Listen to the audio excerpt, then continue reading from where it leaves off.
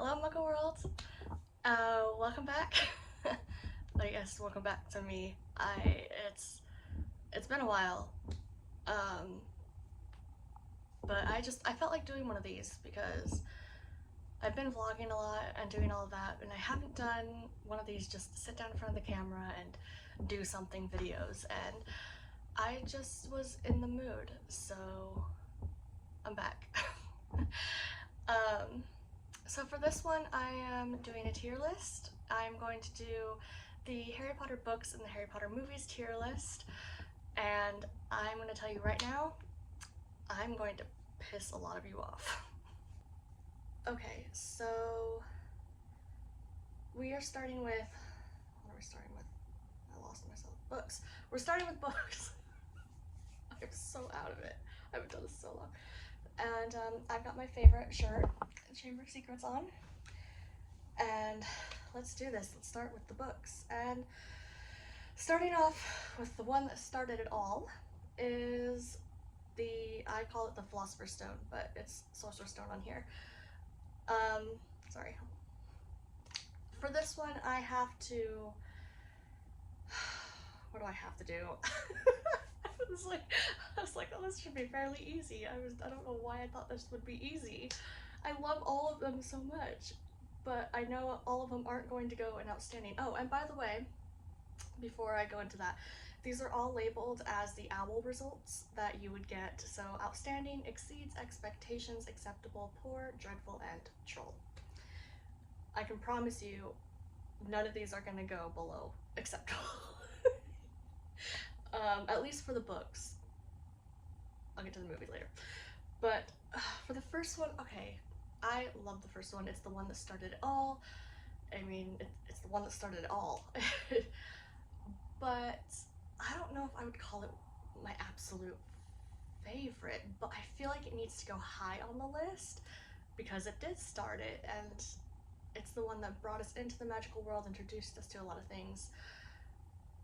It's it's special, and I feel like I don't know if I'm gonna put it in outstanding, but I feel like it can't go lower than exceeds expectations. So that is where I'm going to put the Philosopher's Stone because I love the book and it did start it, but I don't think it's one of my absolute favorites. So because it is the first book and all that, I feel like I can't go lower than exceeds expectations, and I'm actually pretty happy where it is because I do love the book and I enjoy it a lot, but it's not one of my absolute favorite books that I always want to go back to. And Chamber of Secrets, I feel like we're all we all know where I'm gonna go with the Chamber of Secrets. I have to put it in outstanding. I don't know why this book gets a lot of hate. I don't know why it does. I freaking love this book. I mean, I can understand where it might not be what a lot of people go for and a lot of people like, but I loved the darker side of it, the mystery of it. The basilisk is one of my favorites. And the plot twist of Ginny being the one that opened it, it was so good. I loved the Chamber of Secrets, and I feel like it's slept on and needs to get a little bit more hype because I feel like it doesn't get as much love as it should. Moving on to Prisoner, I don't care about Prisoner of Azkaban, I'm gonna be honest. It is not one of my favorite books. It's actually one of the lowest on my list. Um, it's not poor. I'm gonna put it in acceptable because it is a good book and there's a lot of good characters and a lot of good plot and stuff that's introduced, and the Dementors are really cool, but it's just I don't care. So I'm gonna put that one in acceptable, and here is where I pissed people off. Welcome. Now Goblet of Fire, I feel like my thing with Goblet of Fire is I don't know if this goes for like my ADHD or whatnot, but I can either sit down and read a ton of chapters all at once, or sit down, start it, stop, and then a few weeks later pick it up and read it, and then stop. And then, so Goblet of Fire is like really weird for me because I can either sit down and just read that whole thing, or I kind of break it up in pieces and read it. Like, it doesn't capture my attention at the moment I'm trying to reread the books. I don't know what it is about Goblet of Fire, but that always seems the one that every time I read through the books over and over again, that always seems to be the one that I kind of like slow down and stop on the most. I will say it is better than Prisoner for me. I love the dragons are my favorite, so I love the dragons. I love the tasks. I love the storyline. It's getting darker. Voldemort's back. It's really really good. I think I'm gonna have to put exceeds expectations though, because as much as I love this book and as good as it is, it doesn't capture my attention quite like the other ones do. Um, Order of the Phoenix. A lot of people hate on Order of the Phoenix, but I love Order of the Phoenix. I'm actually going to say it is probably one of my favorite books. Like, probably above Philosopher's Stone. I don't think it's you know, it might be above Goblet of Fire too. I'm gonna put it at outstanding. A lot of people hate it because a lot of people, oh my word, it's not gonna work for me, come on. A lot of people don't like the way Harry is in it, but you know, I don't blame Harry. I don't mind. My dog just fell. Are you okay? Oh, big stretch. Oh my goodness. Big stretch, baby. Good girl.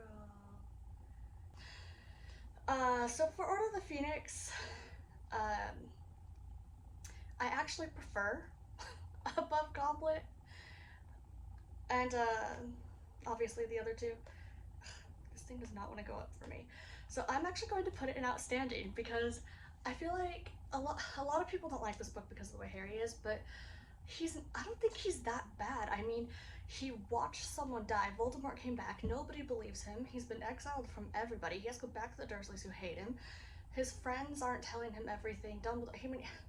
Dumbledore's shunning him. He just wants answers, and I don't blame him for being traumatic. And I don't blame him for being like angsty. I mean, everybody's angsty at that age, and he's had to watch people die, watch his worst enemy come back to life, and go back to the Dursleys, and then nobody tell him anything. Dumbledore shun him. I do not blame him in this book. I really don't. And every time I read through it, people are like, I hate how angsty Harry is. And then I go back and read this book, and I'm like almost preparing myself for the angstiness, and I'm like, it's not that bad. It is not that bad. So I actually really love Order of the Phoenix. I will say the one thing I hate about Order of the Phoenix is Sirius Black. He bothers me, but otherwise, that's gonna be another video when I get into ranking characters, but which is another reason why I said I'd piss people off. So, but I actually love Order of the Phoenix, and I don't feel like Harry's as angsty as people make him out to be. He is, yes, but again, he's been through so much crap. Not to mention, he's got Horcrux inside him, so Voldemort's affecting his mood too. So he's got all this trauma to deal with. He's got people shunning him and ignoring him to deal with. And he's got Voldemort's like return and anger and a Horcrux inside him to deal with. And it's just, you know, I don't blame him. I don't. So moving on to Half-Blood. Half-Blood is like probably the darkest book in the series, and I do love this book. I think it's a really really good book, but I think I'm gonna have to do exceeds expectations for it, because as much as I love the Voldemort backstory about it and all the little Ginny Harry witty moments and everything, I mean, I named my dog Ginny, and this is one of Ginny's best books, and it just isn't up there for me. I absolutely love it. I would actually, I'm gonna move this over. I'd say I love it better than Goblet, but it's still not outstanding. It's just, there's a lot of cool stuff that happened, and I do love that it's a darker book and everything, but it was never just one of my like absolute favorite ones. Now, Deathly Hallows. I feel like there's no other place, I swear, there's no other place Deathly Hallows can be but outstanding. It is phenomenal. I love this book. Honestly, it's Deathly Hollows. I'm gonna have to move over. Is probably my favorite besides Chamber. For a while, it was my favorite besides Chamber. Like it was Deathly Hollows, Chamber of Secrets. So I I mean, what can I say about Deathly Hollows besides it's perfect. It wraps up everything. The plot line is there. The story, the battle of Hogwarts. I mean, I love this book. I love this book. It is so good. I don't think there's anything wrong with Deathly Hollows. I think it's beautiful and it is perfect. And my favorite, no. Used to be my favorite, absolutely. But yeah, I mean, there's not much more I can say about Deathly Hollows besides it's an incredible book and a perfect way to just tie up the story and have the final battle come together. And it's oh, I love this book. So okay, all right. So we're moving on to movies now, and this is probably where I'm gonna piss people off even more because I have a lot to say about Prisoner, and we all know it's gonna be Prisoner because of how I ranked the book. Um, and it's not gonna be what you think. Well, maybe it is. I don't know. I I I I can't even talk. But let's just, you know what, we'll worry about that another time. And these ones are out of order, so that's the way we're gonna be doing this. And we're starting off with Chamber, and you know what? Best movie. Chamber of Secrets is the best movie out of all of them. I do not care what you say. It is the most slept on. It is beautiful. It's perfect. It's wonderful. It's perfect.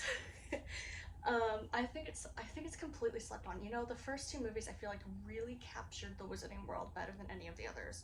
They stand out on their own, and they are almost as perfect as book adaptations I think you could possibly get.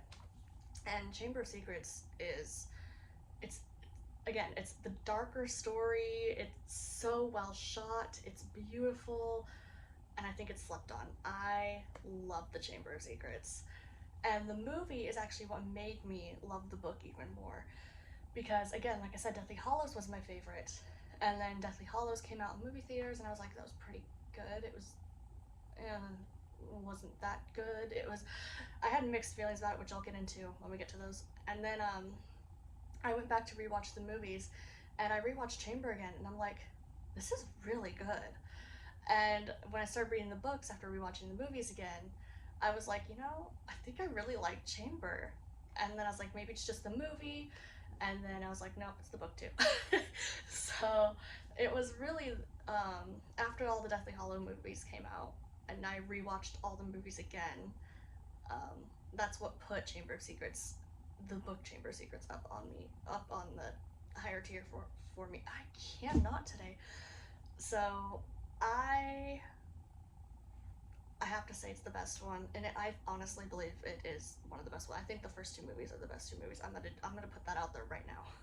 I think the first two movies stand above the others, and Chamber of Secrets is my favorite.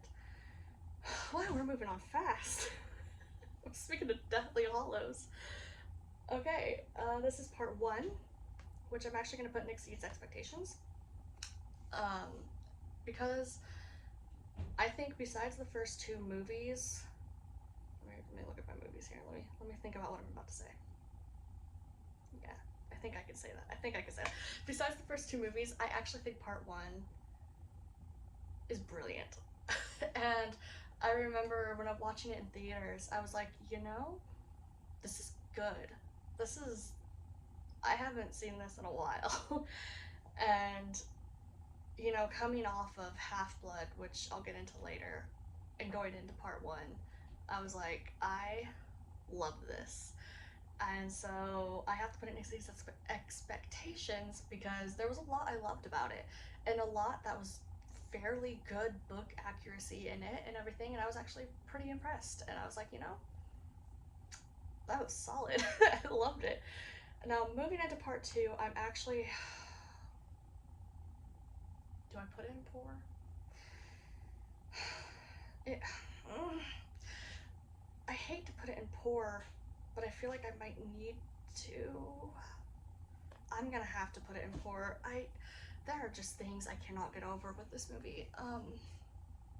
It almost hurts to put it there, but I feel like I freaking have to. I would put in acceptable, but then the final battle pops into my head and Gringotts, and it's just, especially that final battle, it was such a disappointment. I will say the only good thing I can think of from part two that I think was perfect is Snape's memories. That shouldn't be a thing. Like, I should be more excited about other things. The battle was disappointing. All the deaths that happened that you didn't even get to see, like, what happened to Fred? You're just gonna do Fred like that? And what happened to Harry and Voldemort in the Great Hall with everybody fighting around them and Harry telling the story? What happened? Where are the centaurs? This final battle should have been incredible. It should have been epic. It should have been devastating, honestly. And it wasn't. I remember I cried over a few deaths, and none of them happened in the Battle of Hogwarts. I should have been crying over Fred. I should have cried over Lupin. I should have cried when Harry had to walk to his death. I should have cried, honestly, I should have cried for Snape. Nothing. It was so disappointing. Harry and Voldemort jumping off the freaking tower and doing that weird montage, the fight out in the courtyard with nobody around, people dying by exploding into flakes. It was such a disappointment. I was honestly so disappointed with that final battle. It was honestly, it was awful. So I feel like I have to put it in poor because it.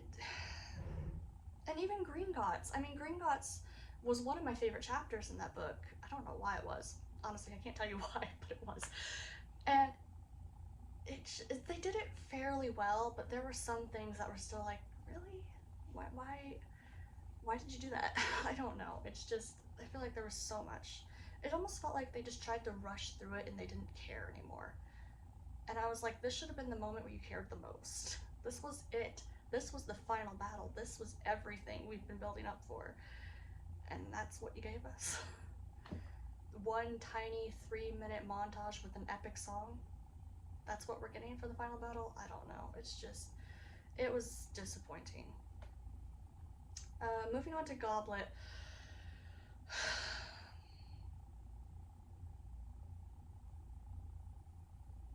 You know, I don't know what to say about Goblet. I don't hate the movie.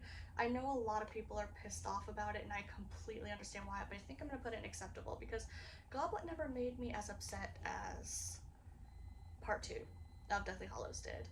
It was upsetting. The maze was one of the biggest disappointments. Where are the Scroots? Where are the Boggarts? Where's the Mist? Where are the Acromantulas? What happened to the maze? And they didn't even set up the maze right. The maze was supposed to be inside of the Quidditch field, and people were up in the stands so they can see into the maze. And what happened? Why did the dragon break loose? Why is it running around the castle? Where are all the dragon caretakers that are supposed to rein it in? There's a dragon on the loose and nobody cares? And did it just fall as our dead dragon lying around Hogwarts? Why? I know they tried to make it more thrilling, but it fell. And what happened to the Triwizard, the Quidditch World Cup? They're building all this Quidditch World Cup. They're like, yes, this is gonna be epic, and then let the match begin, and that's it. Cool. This is our first introduction to the wider wizarding world, and that's it? That's all you're gonna give us? I mean, I understand why people don't like it. I completely understand. But again, I have to put it above Deathly Hallows Part 2 because it didn't upset me as much as Deathly Hallows Part 2 did. So I'm gonna keep it an acceptable, but I completely understand why people are upset at the movie. Speaking of upset, Let's upset a ton of people. I am putting the third one in dreadful. The book may not be my favorite, but the movie's worse. The movie is so far from the book. It is like the farthest one from the book of all the movies, and it pisses me off. The werewolf looks stupid. They added things that didn't need to be added. They wasted film on things that, honestly, why would you do that? And then they didn't explain anything, and the director just wanted to make his own movie. I'm like, you are doing an adaptation of a book. Use the source material. Quit changing things. They had to rein him. He wanted to do so many things that they had to rein him in to be like, no, keep this as it is, or the rest of the story won't make sense. No, you need to keep this as it is, or the rest of the story won't make sense. You cannot do that. You like, he literally just wanted to make his own thing, and it's like, no, it's not your own thing. Yes, you add your own creativeness to it, but it is a source material. You cannot just change things like that. And oh my word, I hate this movie. They wasted film. They didn't add things like, who are the Marauders? If you only watched the movies and nobody told you anything, who are the Marauders? Who made the map? We don't know. They didn't tell us. The whole Shrieking Shack was supposed to tell us so much, and we got nothing. Harry's Patronus, why is it like that? Why is it so significant? We don't know. We don't know, because they didn't tell us anything. And you know what they did do? They made the Whomping Willow kill a bird. I hate this movie. I hate it. It is the worst adaptation of book to movie in all of the Harry Potters. The worst, and you're not going to change my mind about it. No matter how many times you try and argue with me in the comments and get pissed off at me in the comments, you're never going to change my mind on that. Because it is the worst. And I understand why people like it, because Voldemort's not a threat, and it's a different change from all the other movies that we have to deal with, and yes, you're right.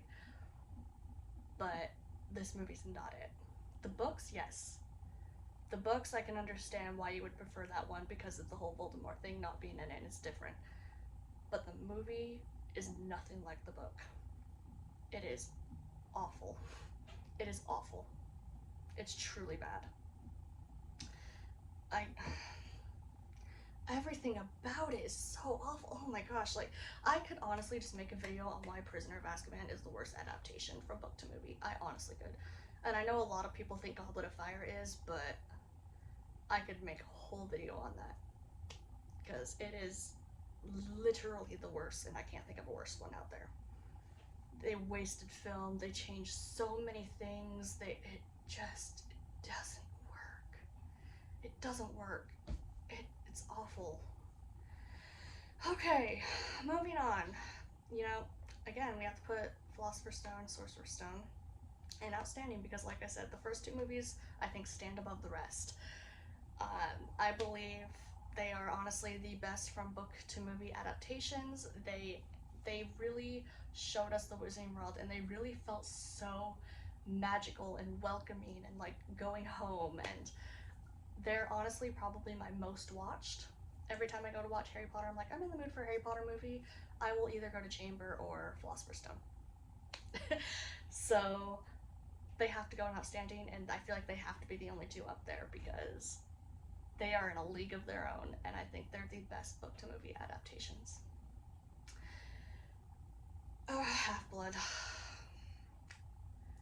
Okay. I'm gonna put Half-Blood in acceptable. I would say exceeds expectations, but I have problems with this movie. The only reason it's not in exceeds expectations is because they did Ginny dirty. This was her best book, and they did her dirty. And the Ginny and Harry relationship sucks in the movies. It's so bad. And they focused on the silliness and on the romance, and honestly, that was so little in the books. The majority of that book is very dark. It's Voldemort's backstory, and we got like, what, 2 memories of that? Whereas in the books, we got like, I don't know, 15? So they left out so many important things, and they just kept it all fun, light, happy, and it is the darkest book in the series. It's such a dark book, and they made the movie so happy and lovey-dovey and silly, and it kind of just wrecked it. Is it a fun watch? Yeah, because it's silly and fun. But the it's nothing like, oh, hiccup. It's nothing like the books. It's the book is literally, it's the darkest book in the series, and you made it fun, uplifting, and lovey-dovey, and that's not what this is. Is there love parts in it? Yes. Is there fun in it? Yes. But that's not what this book is. This book is about Harry learning about Horcruxes, Harry learning about Voldemort, Harry learning everything he needs to know so he can go into Deathly Hallows and get this done. And none of that's in there. We got Voldemort asking about Horcruxes to Slughorn.